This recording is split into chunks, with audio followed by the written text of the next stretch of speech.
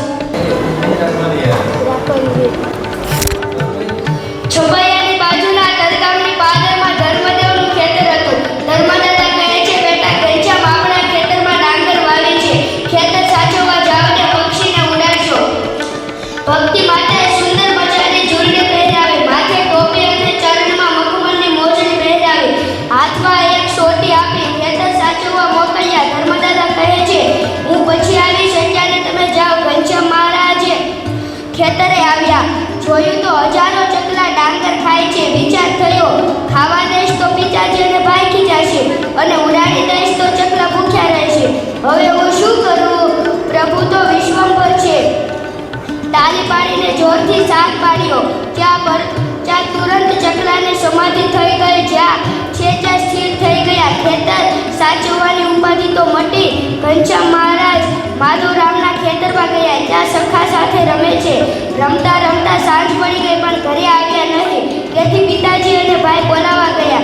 ખેતરમાં જોયું તો ઘનશ્યામ મહારાજ તો નથી. ખેતર સાચવવા માટે મૂક્યા હતા ને ક્યાં ગયા? શોધે છે તો માધવરામના ખેતરમાં રમે છે. ઘનશ્યામ, ખેતરમાં પંખી ડાંગર ખાઈ જશે, અહીં શું કરો છો? ખેતરમાં જોયું તો કેટલાક ચકલા ઝાડ પર ને ડાળખી પર ને જમીન ઉપર બેઠા છે. મોઢામાં દાણા અને સ્થિર થઈ ગયા છે. આટલા બધા ચકલા મરી ગયા, બહુ ખોટું થયું. હવે શું કરશું?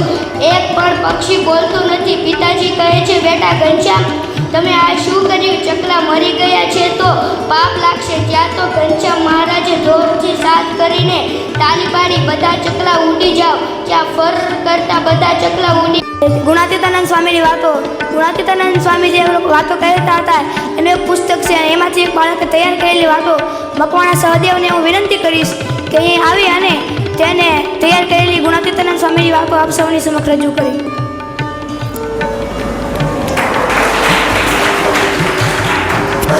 ઈષ્ટદેવ ભગવાન શ્રી સ્વામિનારાયણ, વચનામૃતના ભગી ગુરુદેવ જોગી સ્વામી, એવા ગુરુવર્ય શ્રીજી સ્વરૂપદાસજી સ્વામી, વંદનીય સંતો તથા મારા સર્વે બાલસખા મિત્રોને મકવાણા સહદેવના જય સ્વામિનારાયણ. આજે હું તમને ગુણાતીતાનંદ સ્વામીએ કરેલી થોડીક વાતો કરીશ જે આપણા જીવનમાં ઉતારવાથી આપણા જીવનને મોક્ષ પણ થઈ શકે છે. કે ગુણાતીતાનંદ સ્વામી કહે છે કે ભગવાન તો પોતાના ભક્તની રક્ષા કરવા જ બેઠા છે. વળી સ્વામી વાત કરે છે કે આવા સાધુ ખાસડા મારે તો પણ અક્ષરધામ મળી જાય. વળી સ્વામી વાત કરે છે કે મોક્ષનો અર્થ ભગવાનના સાધુ એ બે જ છે. વળી સ્વામી વાત કરે છે, ત્યાં સંત છે ત્યાં ધર્મ, ભક્તિ ને જ્ઞાન છે, ત્યાં જ ભગવાન છે. વળી સ્વામી વાત કરે છે કે આવી વાતો સાંભળવાથી આપણા કાનના પાપ બળી જાય છે અને ભગવાનના દર્શન કરવાથી આંખના પાપ બળી જાય છે અને વળી તેમની પ્રદક્ષિણા ભરવાથી પગના પાપ બળી જાય છે. વળી સ્વામી વાત કરે છે કે ભગવાનને ભગવાનના સાધુને આ વાતો સાંભળવાથી, નિરંતર વાતો કરવાથી તે આપણો જીવન પણ હે ને મોક્ષ પામે છે. જો આપણે આ વાતો હે ને પોતાના જીવનમાં ઉતારીએ તો આપણા જીવનને પણ મોક્ષ મળે છે. અસ્તુ, જય સ્વામિનારાયણ. વાહ ભાઈ વાહ. આ વિદ્યાર્થી જે વાતો બોલ્યો એમાંથી એક વાત આવી કે આવા સાધુ ખાસરા મારે ને તો પણ અક્ષરધામ મળે. તમે વિચાર કરો સાધુમાં કેટલી તાકાત છે કે આ સાધુ આપણને જો ખાસરા મારે ને તો પણ આપણને અક્ષરધામની પ્રાપ્તિ થાય છે. તો આ જ સાધુની તાકાત છે. વહાલા વિદ્યાર્થી મિત્રો, આપણે વિશેષ સમય લેવો નથી અને આગળનો કાર્યક્રમ તરફ જવું છે. ત્યારે આપણે ગયા રવિવારે તો સ્વામીએ પ્રશ્ન કરી હતી, પણ આ રવિવારે એ પણ વિદ્યાર્થી દ્વારા કરવાનું છે. તો ખડસલિયા વેદાંતને હું વિનંતી કરીશ કે તે આવે અને પ્રશ્નોત્તરી કરે. જય શ્રી સ્વામિનારાયણ. હું કાલે હવે આઝાદી દિન હતા એટલે હું આઝાદી દિનના થોડા પ્રશ્ન પૂછીશ, જે માત્ર નવા વિદ્યાર્થીઓ જ જવાબ આપશે. જેને જવાબ આવડતો હોય તે ખાલી જમણો હાથ ઊંચો કરશે. પહેલો પ્રશ્ન છે, ભારત ક્યારે સ્વતંત્ર થયું હતું?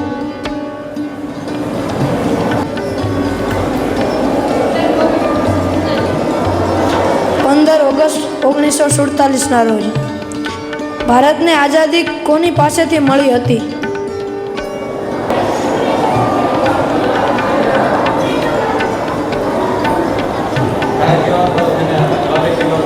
અંગ્રેજો પાસેથી. આઝાદીના દિવસે ભારતના વડાપ્રધાન ક્યાં ધ્વજવંદન કરે છે?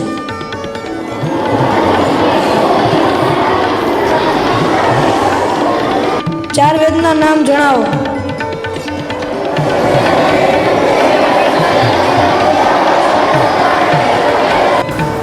ઋગ્વેદ, સામવેદ, યજુર્વેદ, અર્થવેદ. શ્રીજી મહારાજે એક સાથે 500 પરમહંસો કયા ગામમાં કર્યા? જયન. કાલવાણી. જય સદગુરુ આરતીની રચના કોણે કરી?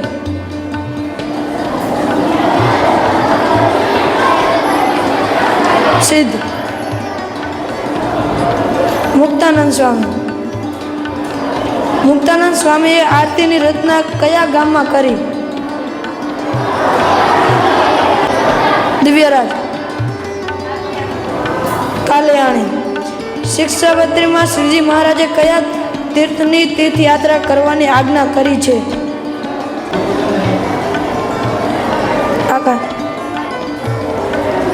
દ્વારકા. હવે તમારે થોડીક મસ્તી કરવી છે ને? વાર્તા સાંભળવી છે તો તમને સૌને વાર્તા સંભળાવશે ધોરણ 8માં અભ્યાસ કરતો જમોડ મનર. જમોડ મનરને હું વિનંતી કરીશ કે અહીંયા આવે અને વાર્તા સંભળાવશે. તો અત્યારે જમોડ મનર. એક જંગલ હતું. જંગલમાં કાગડો અને કાગડી રહેતા હતા. તે બહુ દુઃખી હતા, કારણ કે તે એક વૃક્ષ પર માળો હતો, ત્યાં રહેતા હતા. તે વૃક્ષની નીચે એક દર હતું. દરમાં સાપ રહેતા હતા. તે સાપ તેમના ઈંડા ખાઈ જતો હતો. તે માટે તે દુઃખી હતા. એક દિવસ એક સ્ત્રી નદી કિનારે સ્નાન કરવા આવી. ત્યારે તેના વસ્ત્રો તે કિનારે ઉતારીને ગઈ અને સ્નાન કરવા ગઈ. ત્યારે તે કાગડાને એક યુક્તિ સૂઝી. કાગડાએ તે વસ્ત્રોમાંથી સોનાનો ચેન લઈ અને તે પોતાના માળા તરફ ગયો. ત્યાં માળા તરફ તે જ સમયે સાપ બહાર નીકળ્યો દરમાંથી. તે કાગડાએ પોતાના પંજામાં પકડેલો ચેન તે કાગડાને સાપના ડોકમાં નાખી દીધો અને બધા માણસોએ સાપને મારી નાખ્યો. અને કાગડો અને કાગડી સુખથી રહેવા લાગ્યા.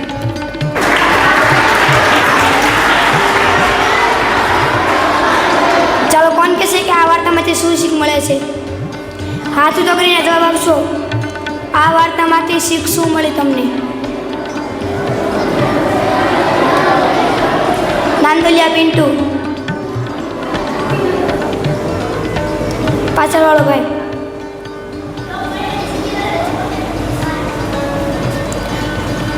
આપણે કોઈને દુઃખી કરવા જોઈએ નહીં. ચાલો, આગળનો કાર્યક્રમ છે ઉખાણા. તો ધોરણ 6માં અભ્યાસ કરતો બારૈયા તીર્થરાજને હું વિનંતી કરીશ કે અહીં આવે અને તમને સૌને ઉખાણા પૂછશે.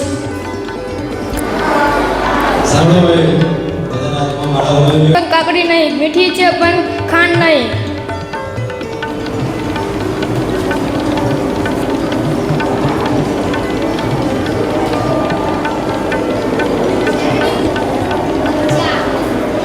ચા.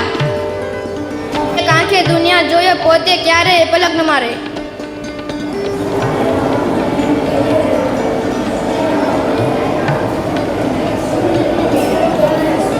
કેમેરો. બે ભાઈ સાથે રહે, એક આવે તો બીજો જાય.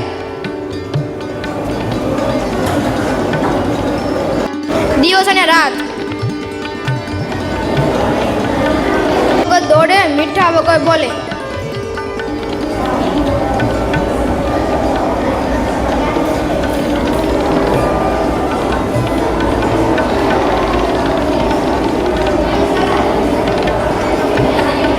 નદી.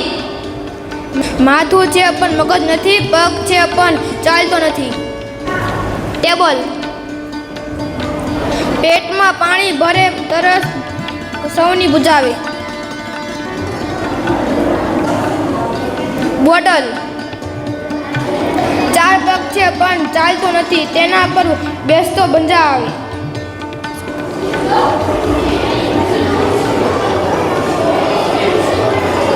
ખુરશી. જય સ્વામિનારાયણ. પેલો જો ટીચર કહે છે, વિદ્યાર્થીઓ તો તમે બધા આજે મારા વિશે નિબંધ લખો, એ પણ ઇંગ્લિશમાં. થોડી વાર પછી તેમાંનો એક વિદ્યાર્થી કહે છે, ટીચર હરકપૂતળીને ઇંગ્લિશમાં શું કહેવાય? બીજો જોક્સ, મિત્ર તું કામ કેમ નથી કરતો? હું કામ તક આપું છું કે એ તો પોતે જ થઈ જાય છે. ત્રીજો જોક્સ, મને નથી સમજાતું કે ઘરવાળા આપણને એમ કહે છે કે વસ્તુ મળી એમ છે એમાં સંતોષ કેમ રાખવો? આજની વાત, રિઝલ્ટ સમય કેમ તમે ભૂલી જાઓ છો? માસ્તર કહે છે, સ્કૂલે આવો, તમારો છોકરો સ્કૂલમાં બહુ તોફાન કરે છે. પિતા કહે છે, એ તો ઘરમાં પણ તોફાન કરે છે, તમને કોઈ દિવસ બોલાવ્યા હતા?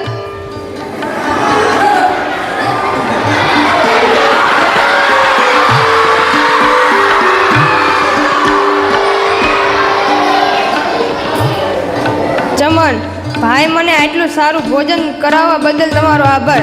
અમન, અરે દોસ્ત, એ તો મારી ફરજ હતી. ચમન, પણ આ તો તારો કૂતરો મને જોઈને કેમ ભસે છે?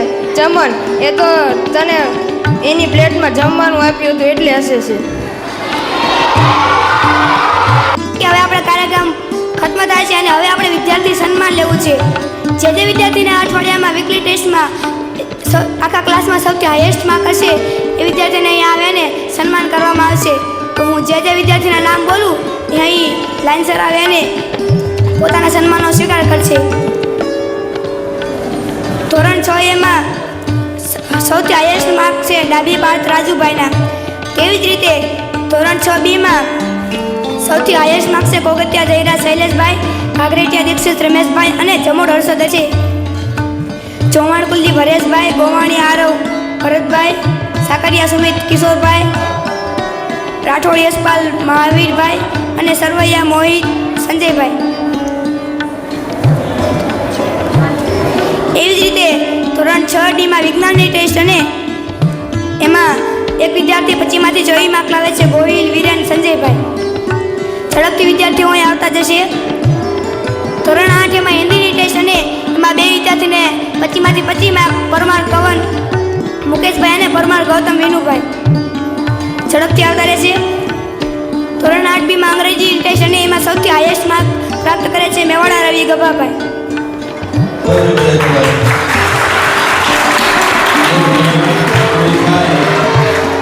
એક ધોરણ પૂરું થાય પછી ચાલુ પડવાની, પછી બીજા ધોરણ પૂરું થાય પછી એટલે થોડો પ્રવાસ થતા ના થાય.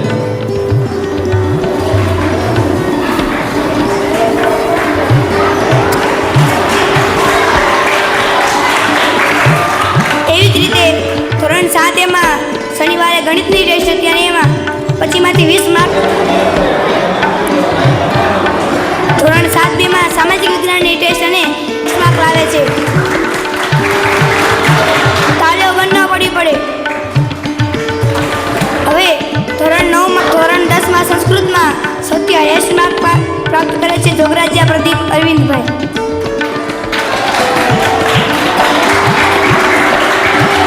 તાળીઓનો અવાજ બરોબર આવતો નથી. ધોરણ 11માં 3 વિદ્યાર્થીઓ હાઈએસ્ટ માર્ક પ્રાપ્ત કરે છે દાતણિયા સાયર, રાજપૂત રાજ અને થુલેટિયા રોહિત.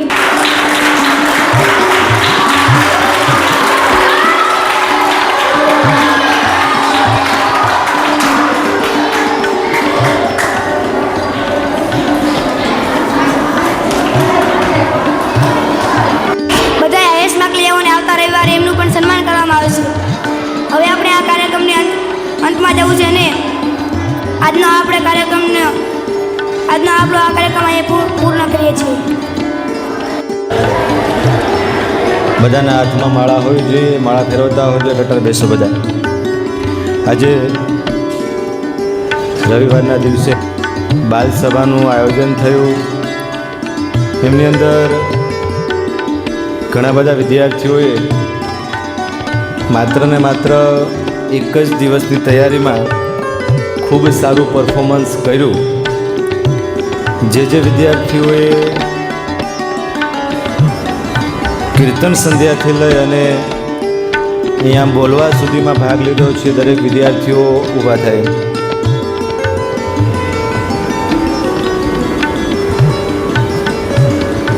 આ તમામ વિદ્યાર્થીઓને એકવાર જોરદાર તાલીઓથી વધાવો.